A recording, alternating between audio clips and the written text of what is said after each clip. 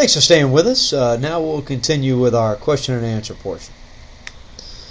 This next comment comes from a New Jersey man, and he made a comment that's, I think it has some, his comment is legitimate, but I think it's irrelevant, and this is a discussion he and I had. The comment basically says that even if the bills were posted online, most people wouldn't read them. I mean, it's human nature.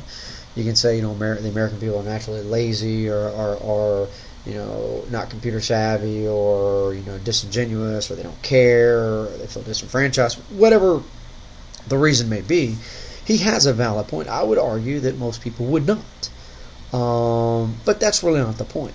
The news agencies would read them.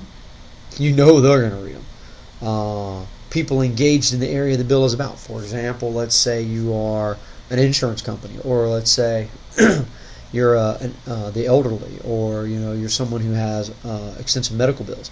When you find out there's a new health care bill out there that they're fixing to vote on, I guarantee you're probably going to look at it, especially if you start hearing some either spin or some high points or talking points from both sides of the aisle. It's going to drive you to look for those answers, because sometimes both sides are telling the truth, but it's up to us to figure out, you are your own best advocate. So either way, it really doesn't matter. The other part is, the other reason why it really doesn't matter is because these people, they work for us. I mean, putting these bills on the internet is almost like, giving your boss a daily report on what you did while he was out of town. They have to remember they work for us. So putting their work on the internet as a way of keeping them honest, because if they know that my little deal for the bridge to nowhere, which helped out my constituency, is going to be on the front page and in every computer, and my name will get tagged to that, I'm going to be a little leery about doing that kind of concept, unless I've got a really, really, really good argument for it. But what it's going to force me to do is basically argue with my boss. For example, let's say you don't get a project done for your boss while he's out of town. Now, you may be in trouble, you may not, but when he comes back, you need to explain that to him. Boss, I didn't do that because I had a family emergency, or I had another client. But you can't just go, boss, why are you asking me this? It's none of your business. But that's exactly what the Congress seems to think. They think it's none of our business. So that's why it's crucial that they put these things on the internet. This next comment comes from a Colorado man, and he asked a question that I'm sure you've heard on the talk shows and things like that. And his basic comment was, isn't this whole concept of putting bills on the internet, isn't this just a distraction? When anybody doesn't want to talk about something, or they feel like you're going after their president or their congressman or their senator, their answer is, well, you're just trying to distract from the real issue. Are you kidding me? This is the real issue. It's about accountability. This is not about health care. It's not about cap and trade. This is not about, cash for clunkers. This is not about, what country were you born in. This is about accountability. The rest of that stuff I don't care about. Well, that's not true. I mean, I care about the health care bill. I'm not one of those that cares about the whole, what do they call them, the birthers or whatever. That's not an issue for mine. It's not that. It's about accountability. These people work for us. And the arrogance of them. Pick either side of the aisle. Neither side. There are people from both sides who don't want this to happen. And it's because they can hide their little port projects. Probably one of the reasons why we need, term limits. But because the new blood guys are the ones that, usually haven't been corrupted enough, and they propose these types of legislation traditionally.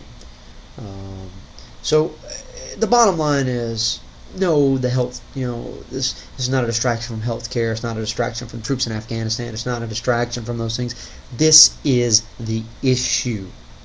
This is our government, not theirs. They're temps. That's what they are. They're working there for us, and they need to start learning that. Now, this next question comes from a Georgia man, and what he asked was, he said, "Won't this just slow down the process? We keep talking about responsive government. Won't going through the process to put these things on the internet, won't that just slow down the process?" Yeah. I mean, what's wrong with that? I mean, if we were so consumed about having a fast reaction process, we'd have a dictatorship. How long did it take us to get the Constitution ratified? Are you kidding me? I mean, I would talk about the largest campaign ad. I mean, I understand that certain things have to go through quickly. Don't get me wrong. I am not ignorant to the fact. But of course, it's going to slow down the process. But tell me this: what's the rush? I was listening to Senator Snowe, and of course she's kind of a liberal Republican who was looking to vote with the Democrats on this on the current health care bill, and she actually asked a question, and you don't know if she was just trying to reground herself in her party, but it doesn't really matter because the question was a very good question. She said she did not understand what the rush was all about. Why do we have to have such a crucial timetable for something that is 1/6 of our economy? Why does it have to get rushed through in 2 weeks? Don't forget, we are months past when the White House wanted this bill passed.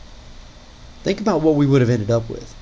You would have ended up with, I know they don't call them death panels, I got it. You'd ended up with, government bureaucrats coming in and counseling you on whether, end of life stuff. You would end up with immigrants was in the bill, illegal immigrants being covered. You would have ended up with abortion being covered. I mean, they were trying to rush this thing through without any kind of constraints. So tell me, what's the rush? The rush is they want to get it past us so we can't see it. And if rush was such a crucial element, then explain to me why we're not rushing sending additional troops in Afghanistan when the senior general on the ground, General Stanley McChrystal, says if we don't get them, we're going to lose. And we got to get them soon. But, Washington doesn't seem to be in a rush about that. Oh, but we're in a rush to get health care. Or, we're in a rush to get the Olympics. So I don't buy the fact that, that speed is the issue here. Once again, it gets back to the fact that they do not want to be held accountable. Put these things online. Let the American people have a chance to digest it. Do you remember what happened with the town halls? The Republicans held this thing off, and those folks had to go back to the town hall meetings. The Democrats thought they were going to go, oh, this is great. And they got shotgunned the first couple of days out, and they canceled their town hall meetings. Some of them were so cowardly, they were calling him in by phone. Why? Because they did not want to be bothered by facing their constituents. Hello, once again, they work for us. And we'll be right back.